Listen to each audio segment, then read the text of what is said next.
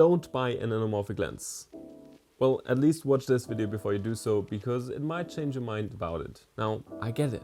The anamorphic look is dope. Nice streak lens flares, oval bokeh, nice sharpness fall off towards the edges. But what if I told you that none of the footage you just saw was actually shot on an anamorphic lens, but instead on a cheap old vintage lens that you can get for under 300 bucks?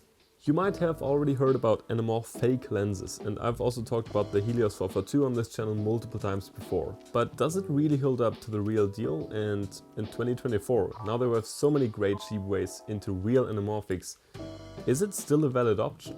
To answer these questions, I have partnered up with none other than Ironglass, who are best known for taking old vintage lenses like the Helios 442 and rehousing them, turning them into proper high-end cinema lenses. But today we're talking about the modded lenses that aren't rehoused, but still made much more usable for proper day on set at a much lower price point. I've got 3 modded Helioses here, one without any inserts, one with an oval insert and blue flares, and one with an oval insert and amber flares. The oval insert elevates that already swirly bokeh of the Helios towards a beautiful waterfall bokeh that mimics that 2x anamorphic squeeze look. And the flares are achieved through this colored string in the center of the lens.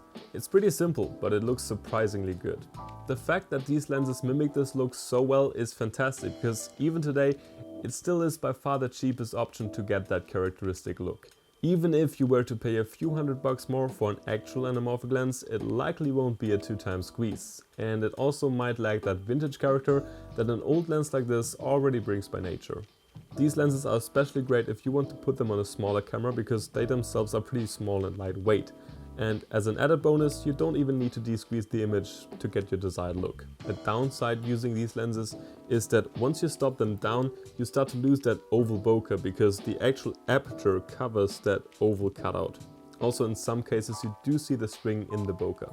But all in all, I do think this still is a valid option if you always wanted to get that Hollywood look without breaking the bank. I was honestly super surprised how well these work, and the Ironglass mod is especially great because they are by far the smoothest Helioses that I've ever handled, and I've handled a few.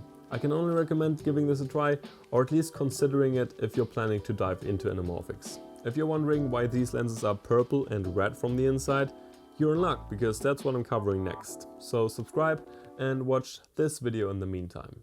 Also, thanks for 2,500 subscribers. That's a quarter to 10,000 subscribers. So my goal in 2024 is to hit that 10K. Help me with that and leave a sub. Alright, bye.